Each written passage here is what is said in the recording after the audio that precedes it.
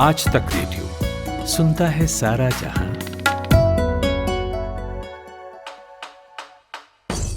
नायक और खलनायक, विद्वान और महारथी, कला के ऐसे सितारे जो अब भी आसमान में चमकते हैं, और ऐसी हस्तियां जो इतिहास में अमर हैं। उजले व्यक्तित्व के धनी भी और स्याह पहलुओं के लोग भी।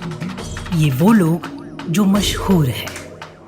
ये है नामी गिरामी।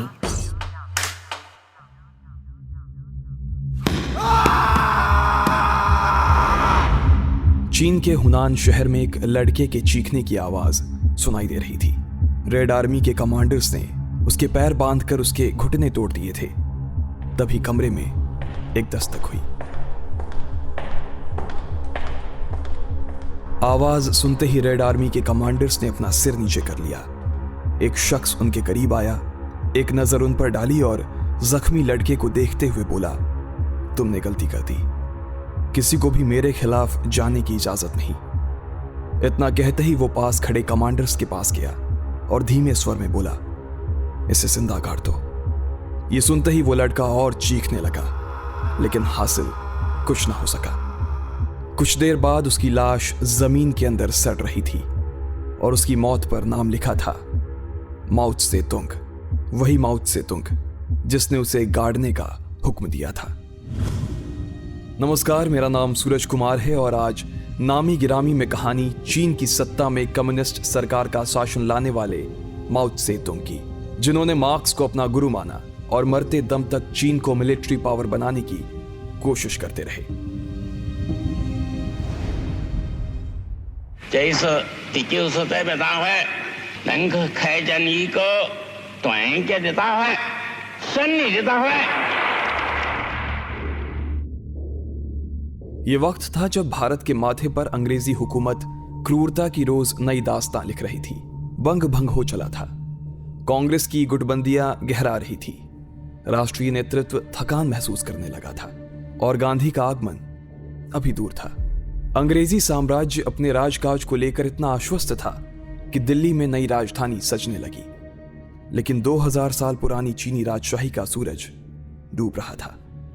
पौने 300 साल से चला आ रहा क्विंग राजवंश अस्ताचल था।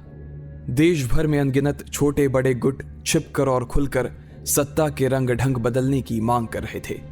जापान और पश्चिमी देशों के सामने पस्त राजा को अब कोई भी झेलने के मूड में नहीं था। राजा का पुराना वैभव हवा हो चुका था और विदेशी ताकतों ने चीन के कई प्रांतों को कब्जा लिया था। ऐसे में बेबस क्विंग राजशाही अपने दरबार में विद्रोहियों को जगह देने के लिए राजी था, लेकिन विद्रोही अब संवैधानिक सरकार चाहते थे। इस पूरे आंदोलन की अगुवाई कर रहे थे दो गुट, नेशनलिस्ट और कम्युनिस्ट। नेशनलिस्ट वेस्टर्न विचारों की पैरवी करते तो वहीं कम्युनिस्ट इसका विरोध। बावजूद इसके दोनों का लक्ष्य एक, राजा को गद्दी से उखाड़ फेंकना। इन दिनों माओ भी अपने किसान पिता के साथ क्रांति के हामी थे। एक साल बाद 1912 में क्विंग डायनेस्टी ढह गई और इसके साथ ही उदय हुआ रिपब्लिक ऑफ चाइना का। देश से राजशाही खत्म हो चुकी थी, मगर 19 साल के माओ अभी भी अपनी विचारधारा तलाशने में जुटे थे और ये तलाश खत्म हुई 1921 में। कम्युनिस्टों के गढ़ पीकिंग यूनिवर्सिटी में दाखिला ले चुके माओ मार्क्स में अपनी रुचि दिखा रहे थे। मार्क्स को पढ़ने के बाद उन्हें यह भरोसा हो गया कि अगर चीन की तरक्की का कोई रास्ता है तो वो है कम्युनिज्म। मार्क्स को अपना गुरु मान चुके माओ राजनीति में बढ़ चढ़कर हिस्सा लेने लगे। हालांकि इसके पहले वो छात्रों के संगठन बनाते और संभालते भी रहे। माओ न्यू हुनान नाम की एक लिबरल मैगजीन के संपादक बन गए। इसमें उन्होंने महिला अधिकारों और नए समाज की बात की। जल्द ही आर्टिकल्स की बदौलत वो शोहरत पाने लगे। जीवन के इन सालों में माओ छोटी छोटी नौकरियां करते। इसी दौरान चाइनीज कम्युनिस्ट पार्टी की स्थापना हुई। माओ ने अपने इलाके में इसकी ब्रांच शुरू की और 1921 में जब देश भर के मार्क्सवादी गुटों ने शंघाई में कम्युनिस्ट पार्टी की पहली नेशनल कॉन्फ्रेंस बुलाई तो माओ उसमें शामिल थे। माओ हुनान प्रांत में पार्टी के महासचिव बन गए, मगर एक बड़ी घटना दस्तक देने वाली थी। लेनिन की सलाह पर चीन की नेशनलिस्ट पार्टी कुओमितांग के साथ हाथ मिला लिया गया। 5 साल तक चले इस गठजोड़ में माओ को अहम पद मिले। मगर 1927 आते आते इस गठबंधन ने सिविल वॉर का रूप ले लिया। जवाहरलाल नेहरू यूनिवर्सिटी में centre for Chinese and south east Asian studies के असिस्टेंट प्रोफेसर राकेश कुमार बताते हैं कि नेशनलिस्ट पार्टी ने कैसे चुन चुन कर कम्युनिस्ट नेताओं को निशाना बनाना शुरू कर दिया था। कम्युनिस्ट ने अपनी एक पकड़ बनानी शुरू की, अपनी अपनी एक जगह पे जाके कैप्चर करना शुरू की, अपनी अपनी बेसिस बनाने लगे। चांग है शेख को एक जापान से भी प्रेशर और काफी प्रेशर हुआ, और बाकी इन्होंने देखा कि ये तो कम्युनिस्ट काफी इनके विरुद्ध जा रहे हैं, इसलिए उन्होंने अपने सैनिकों से कहा कि इनको ढूंढ ढूंढ के मारो ताकि ये अपने दबे रहे। मतलब इसमें माओ जेतुंग और बाकी अन्य लीडर भी अंडरग्राउंड हो गए। सिविल वॉर से जूझ रही चाइनीज कम्युनिस्ट पार्टी लगातार वापसी की कोशिश में थी और इसका भार आया माओ के कंधे पर। 1927 में उन्हें रेड आर्मी का कमांडर इन चीफ बनाया गया। माओ जानते थे कि अगर कुओमितांग के खिलाफ जंग जीतनी है तो रेड आर्मी में किसानों की भागीदारी सुनिश्चित करनी होगी, जो सालों से जमींदारों के हाथों की कठपुतली बनकर अपना गुजर बसर कर रहे थे। जल्द ही माओ ने सेना लेकर चांगशा पर चढ़ाई कर दी, लेकिन बुरी तरह हार गए। नतीजतन कम्युनिस्टों की सेंट्रल कमेटी ने उन्हें पार्टी से बाहर कर दिया। कुछ पुराने कम्युनिस्ट उनकी शैली से सहमत नहीं थे, लेकिन माओ को किसी की परवाह नहीं थी। उन्होंने जिंगांग पहाड़ों के 5 गांवों को एक करके सरकार बना ली, खुलकर जमींदारों की जमीन छीनने की वकालत की और अपनी सेना में अंधाधुंध भर्तियां खोल दी, जिसमें डकैतों तक को जगह दी गई। और इस सेना में किसानों का बोलबाला था। आज तक रेडियो में हमारे सहयोगी कुलदीप मिश्र बताते हैं। देखिए, माओ के बारे में ना 2 चीज़ें थीं। एक तो उन्होंने किसानों के बीच जिस तरीके से अपनी पैठ बनाई, और दूसरा कि हिंसा से शुरू में एकदम उनका डायरेक्ट इन्वॉल्वमेंट, डायरेक्टली वो हिंसा में शामिल नहीं रहते थे। तो किसानों के बीच जगह बनाने की उनकी तरकीब ये थी कि वो गांव-गांव जब घूमते थे तो किसानों से वो ज़बरदस्ती कहते थे, पूछते थे कि बताओ किस ज़मींदार ने तुमको परेशान किया, और जिसका भी नाम सामने आता उसको वो पिटवाते थे बहुत बेरहमी से।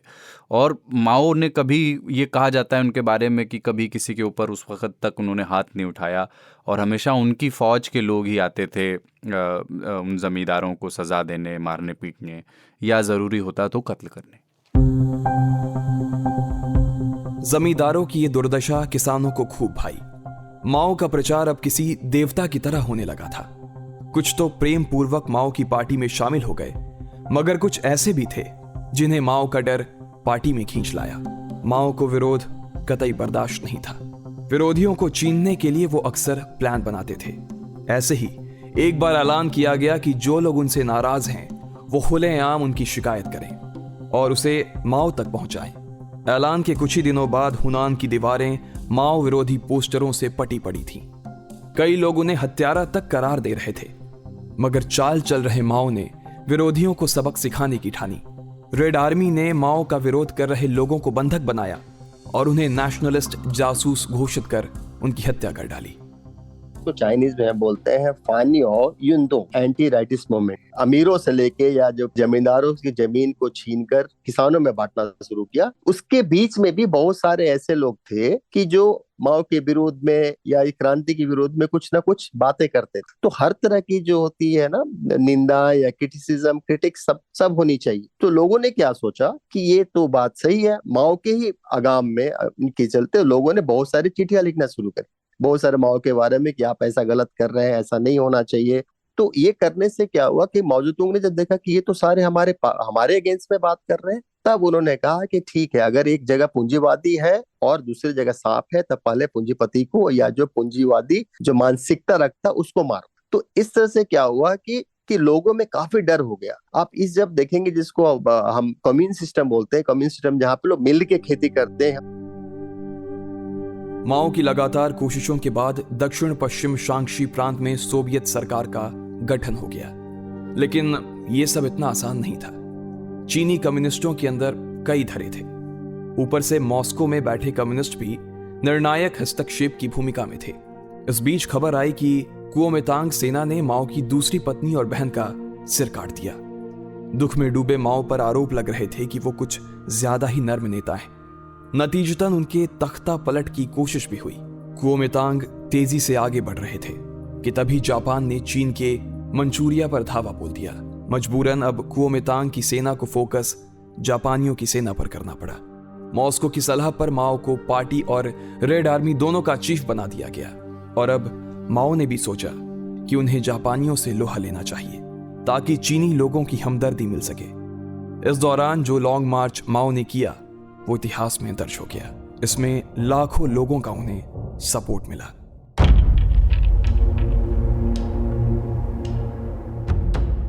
कम्युनिस्टों की फौज तैयार कर रहे माओ समझ चुके थे कि सत्ता की चाबी नौजवानों के सहारे मिलेगी।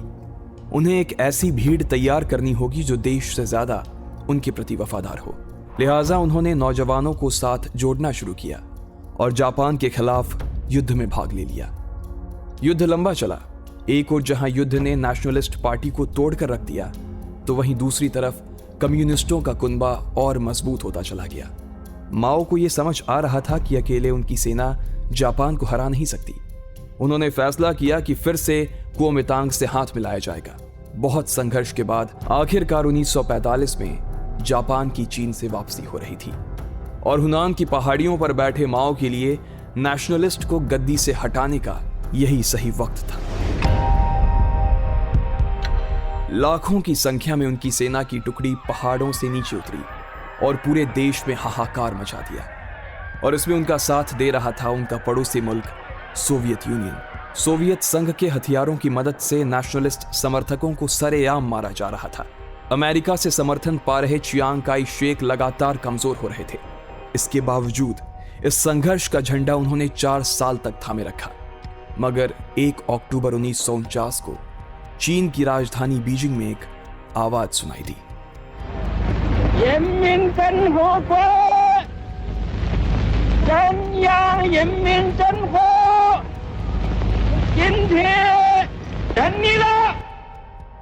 ये माओ की आवाज थी, जो अब चीन के सुप्रीम लीडर बन चुके थे। चियांग काई शेक को निर्णायक लड़ाई में चीन छोड़कर भागना पड़ा।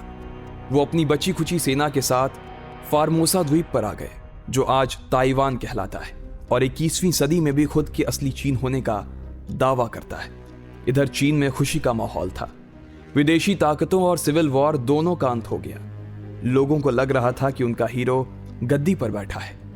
सालों से चले आ रहे अत्याचारों का ये अंत है, मगर वो जानते नहीं थे कि वो कितनी बड़ी गफलत पाल रहे थे, क्योंकि ये अत्याचारों के एक दौर का अंत था तो दूसरे की शुरुआत। जो इंसान, जो किसान, जो कभी खेत सोच नहीं सकता था, सपनों में उसको अपना खेत हो गया। लोगों ने काफी सहयोग दिया, काफी खुश उत्साह भरी। मतलब उस समय अगर देखा जाए तो चीन की जीडीपी डबल डिजिट, मतलब काफी अच्छी हो गई, क्योंकि सब लोग खुश थे और लोग काम कर रहे थे मिलकर। इस तरह से माओ तुंग ने देखा कि इनको काफी सपोर्ट हो रहा है, तो उन्होंने कहा ठीक है, हम सब मिलकर काम करें।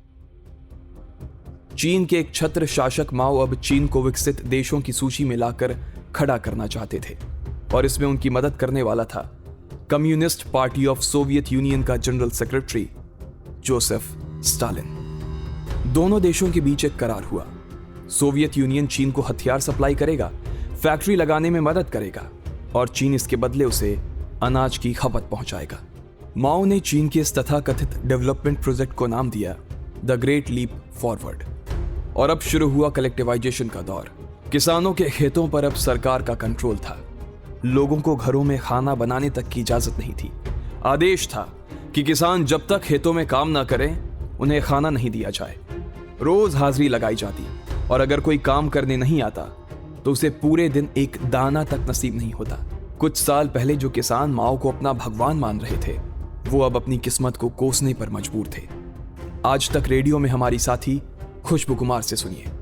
ये एक बहुत डरावना दौर था। 1958 में नो वर्क नो फूड के कॉन्सेप्ट से कोई नहीं बच सकता था। यहाँ तक कि गर्भवती महिलाओं को भी बिन काम खाना नहीं देते थे। अगर किसी ने खेतों से कुछ चुरा लिया तो उसे इतना मारा जाता था कि उसकी जान चली जाती। चीन के ही इतिहासकार है यांग जिसहेंग। उन्होंने एक डॉक्यूमेंट्री में कहा था कि चीन के चेंगहाई प्रोविंस के गांव में उन दिनों एक कलेक्टिव कैंटीन में, जहां लोगों को खाना देते थे, वहां एक महिला आई जिसने बहुत दिनों से कुछ खाया नहीं था। माओ के रेड आर्मी के कमांडर्स ने उसके कपड़े उतरवाए और कहा कि तुम इतनी सिकुड़ क्यों गई हो। सिर्फ 2 टुकड़े ब्रेड के लिए उस महिला को अपनी बेटी उन कमांडरों को देनी पड़ी और कुछ ही दिनों बाद उस महिला ने आत्महत्या कर ली। द ग्रेट लीप फॉरवर्ड किसानों और मजदूरों के लिए एक काल बन चुका था। लगातार काम करने से उनकी सेहत खराब हो रही थी और इसका असर फसल की पैदावार पर भी दिखने लगा। सोवियत यूनियन को भेजने वाली अनाज की खेप में कमी आने लगी। इससे बौखलाए माओ का इसी बीच एक और ऐलान सामने आया। मैं माओ त्से तुंग अपने किसानों से कुछ कहना चाहता हूँ। आसमानों में उड़ते स्पैरो आपके खेत के अनाज को नुकसान पहुंचा रहे हैं। अगर आप एक स्पैरो को मारेंगे तो आप अपने खेत के कई दानों को सुरक्षित कर सकते हैं और इससे फायदा आपका होगा। माओ का ये ऐलान गौरैया और किसान दोनों के लिए कहर बनकर टूटा। सरेआम गौरैया को मारा जाने लगा। ऐसा लग रहा था कि लोग गौरैया को मारने के पीछे पागल हो गए। मरे हुए गौरैया के साथ हर कोई अपनी फोटो खिंचवाकर खुद को चीन का रक्षक बताने लगा। इस पागलपन ने चीन का बेड़ा गर्क कर दिया। देखते ही देखते चीन से गौरैया का नामो निशान मिटा दिया गया और इसने जन्म दिया चीन में अब तक के सबसे बड़े अकाल को, द ग्रेट फेमिन। ऐसी भूखमरी जिसने करोड़ों लोगों को अपनी चपेट में ले लिया। माओ ने अपना सोचा कि अब इतनी खेती के लिए अगर हमारे पास तो पैसे है नहीं, तो हमारे पास अगर वो शक्ति और नहीं है, तो लोग उन्होंने कहा कि ठीक है, तब फिर आप पेस्टिसाइड अगर के जगह पे आप क्या करो कि पंछियों को मारना शुरू करो, जैसे स्पैरोज को मारना शुरू करो, ताकि क्योंकि सबसे अगर आप देखेंगे कि खेत में अगर खेत का फसल का जो नुकसान होता है, अधिकतर जो चिड़िया और ये सारे आके वो खाती हैं, इसके चलते नुकसान होता है।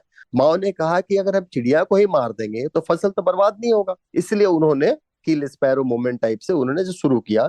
लेकिन उन्हें दूसरे पहलू तो देखा नहीं कि जो वातावरण का जो दूषित होता है और ये हैजार्ड होता है, जिसका परिणाम स्वरूप क्या हुआ, सारे पक्षी सारे मर गए। और उसके चलते क्या हुआ कि जो पक्षी जो कीड़े मकोड़े खाते थे वो बढ़ते गए। वो सारे चीज जो जिससे जो डिपेंड होता है, वो सारे कीड़े कटाणु जो होते हैं वो सारे मर गए। उसके चलते क्या हुआ कि चीन का जो फसल जो है, और एक तो गलत रिपोर्ट दे रहे थे ऊपर में, तो इसके चलते क्या हुआ कि बहुत गंदा, बहुत मतलब 10 साल की एक भूखमरी हो गई। काफी लोग मरे वहां पे, मतलब कम से कम सैकड़ों लोगों ने इस भूखमरी के चलते अपनी जानें गंवाई। चीन के गांव में जब भूखमरी से करोड़ों लोग मर रहे थे, तो बीजिंग में चीन के विकास की अलग गाथा बताई जा रही थी। एजुकेशन और इकोनॉमिक ग्रोथ रेट के आंकड़े चीन को विकसित देशों के बराबर बिठा रहे थे, मगर देश के कई प्रांतों में सैकड़ों लोगों की मौत की किसी को खबर तक नहीं थी। लेकिन फिर पार्टी के कुछ नेताओं को इसकी भनक लगी और उनमें से ही एक थे पार्टी के सेकंड इन कमांड लियू शिओकाई। भूखमरी से हो रही मौत का पता चलने के बाद भी कोई माओ के खिलाफ बोलने की हिम्मत नहीं कर रहा था। लेकिन पीपल्स रिपब्लिक ऑफ चाइना के चेयरमैन पद पर काबिज लियू शिओकाई के इरादे सबसे जुदा थे। उन्होंने फेमाइन को लेकर जांच के आदेश दे दिए। ये जांच कम्युनिस्ट पार्टी ऑफ चाइना के चेयरमैन माओ के the great leap forward project के गाल पर एक जोरदार तमाचा था। सालों बाद किसी ने खुलकर उनके सामने उनकी मुखालफत करने की जरूरत की थी। जांच हुई तो लोगों के मरने के रिकॉर्ड सामने आए। मालूम चला कि अपने खेतों में किसान बंधुआ मजदूर बनकर काम कर रहे थे। लोगों को 2 वक्त का खाना तक नसीब नहीं था। जबरदस्ती स्टील की फैक्ट्री में काम कराया जा रहा था। इस रिपोर्ट ने चीन की राजनीति में हड़कंप मचा दिया। लियू शिओकाई ने तुरंत द ग्रेट लीप फॉरवर्ड पर रोक लगाने का आदेश दिया और इस घटना को मैन मेड डिजास्टर करार दे दिया। किसानों के खेत उन्हें वापस लौटा दिए गए। कलेक्टिवाइजेशन को हटा दिया गया। लियू शिओकाई की एक वार ने माओ को अर्श से फर्श पर लाकर पटक दिया था। उनकी आइडियोलॉजी पर सवाल उठ रहे थे, मगर खेल अभी बाकी था, क्योंकि जिस आइडियोलॉजी पर सवाल उठने खड़े हुए, उसी को माओ ने देश की आइडियोलॉजी बनाकर रख दिया और इस घटनाक्रम को नाम दिया गया कल्चरल रिवॉल्यूशन। 1949 टू 1949 से 1953 तक तो आप देखेंगे चीन बहुत अच्छा था। लेकिन उसके बाद जो उन्होंने जो फर्स्ट 5 ईयर प्लान शुरू किया, उसके बाद जो काफी नेगेटिव थी, नकारात्मक थी। आप अगर इसकी बात करें तो लोगों ने आपस में फिर ये शुरू किया कि नहीं, ये पहले जो माओ की जो भगवान की जो इमेज थी, धीरे धीरे तो लोग उनको शक करने लगे, उनको शक की नजर देखने लगे कि नहीं, माओ का जो अब का जो रास्ते हैं वो चीन को वापस लेके जा रहा है या फिर से गलत कर रहे हैं। अब माओ को कहीं ना कहीं ये अंदर से डर हो गया था कि इतनी सारी बातें हो रही हैं, तो इनके विरोध में काफी लोग, तो उन्होंने एक नया जरिया निकाला कि रेड गार्ड जो उस समय के थे, यूथ को कहा कि नहीं, अब आपको चीन को अगर वापस लाना है, हमें उस संस्कृति को मारना होगा जो हमें पीछे खींच रहा है। तो उस समय चीन की बात क्या करते हैं, वहां कन्फ्यूशियस और जितने पुरानी जो उनकी किताबें थी, जो भी आप देखेंगे सारे चीज को उन्होंने कहा कि सबको खत्म करो। जिस शिक्षक अपने विद्यार्थी को पढ़ाते थे वो विद्यार्थी उस शिक्षक को मारने गया, क्यों भाई? क्योंकि वो पूंजीवाद मानसिकता रखते हैं या इस तरह की बात करते हैं। जो ली शाओची माओ गैंग ऑफ फोर है ना, वो सारे उनको ये लगा कि ये सबसे ज्यादा इनके विरोध में बात कर रहे हैं और ये पूंजीवादी मानसिकता रखने वाले हैं, तो इसलिए उन्होंने मतलब जेल में डाला। और इवन जेल में क्या डाला, उनको जो बेसिक जो सुविधाएं होती है वो भी उपलब्ध नहीं कराया। 70 के दशक में माओ 80 साल के हो चुके थे, बोलने में असमर्थ, काम करने में असमर्थ, लेकिन उनका होना ही लोगों के बीच खौफ पैदा करने के लिए काफी था। बगावत करने की सोच रहे लोग भी हमेशा हथियार डाल देते। माओ के पर्सनल सेक्रेटरी कहते कि माओ को नहाने और ब्रश करने से नफरत थी, वो चाय से कुल्ला किया करते। चीन में भारत के चार्ज डी अफेयर्स रहे लखन मेहरोत्रा बताते हैं, कहने को तो चीन ने यह कहा कि भारत के साथ 1962 की लड़ाई के लिए उसकी फॉरवर्ड नीति जिम्मेदार थी, लेकिन माओ ने 2 साल पहले 1960 में भारत के खिलाफ रणनीति बनानी शुरू कर दी थी। यहां तक कि उन्होंने अमेरिका तक से पूछ लिया था कि अगर हमें किसी देश के खिलाफ युद्ध में जाना पड़ा तो क्या अमेरिका ताइवान में उसका हिसाब चुकता करेगा। अमेरिका का सीधा जवाब था कि आप चीन या उससे बाहर कुछ भी करते हैं, उससे हमारा कोई मतलब नहीं, हम बस ताइवान की सुरक्षा के लिए प्रतिबद्ध हैं। अगले साल उन्होंने यही बात मॉस्को से पूछी। उस जमाने में तिब्बत की सारी तेल सप्लाई रूस से आती थी। उन्हें डर था कि अगर भारत से उनकी लड़ाई हुई तो सोवियत संघ कहीं उन्हें पेट्रोल की सप्लाई बंद न कर दे। ख्रुश्चेव ने उनसे सौदा किया कि आप दुनिया में तो हमारा विरोध कर रहे हैं, लेकिन हम जब क्यूबा में मिसाइल भेजेंगे तो आप उसका विरोध नहीं करेंगे। जब लड़ाई शुरू हुई तो रूस ने वो विमान भेजने में देरी की, लेकिन चीन को पेट्रोल की सप्लाई नहीं रोकी गई। बाद में जब ख्रुश्चेव से ये पूछा गया कि आपने ऐसा क्यों किया, तो उनका जवाब था कि भारत हमारा दोस्त है, लेकिन चीन हमारा भाई है। 9 सितंबर 1976 को माओ की मौत से खौफ के 27 साल का अंत हो गया, लेकिन इस अंत ने चीन के भविष्य की नींव रख दी।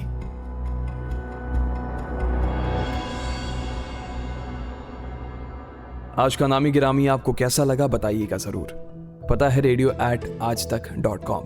कोई और शख्सियत हो जिस पर आप नामी गिरामी सुनना चाहते हैं तो वो भी लिख सकते हैं। इस एपिसोड के लिए साउंड मिक्सिंग की है कपिल देव सिंह ने। मेरा नाम सूरज कुमार है। इजाजत दीजिए, शुक्रिया।